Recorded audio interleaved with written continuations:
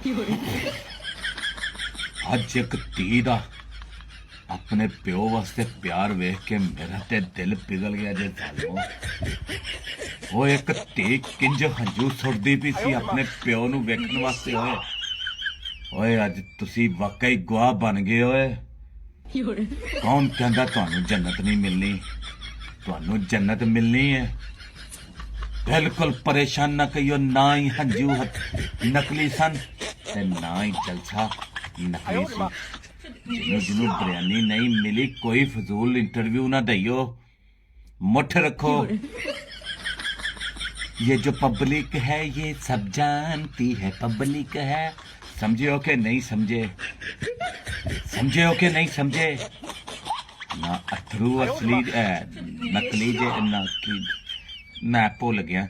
ना अथरू नकली जे ते ना ही जलसा नकली हजे। तो ये चीज़ां असली हैं भाई। उन्होंने फोरेंसिक करा के वेख लीए। समझे हो कि नहीं? सही हूँ बदलेगी नवाज शरीफ दी बेटी ते नवाज शरीफ इस मुल्क दी तकदीर। गवाह रहियो। जन्नत च जाना जे ते गवाही देनी पैनी जे, नहीं ते दोज़ख ते तुहानू वड़ीकदी पई जे जालमो। जाओ पीर आए ने पीर। इस्तकबाल पीरा।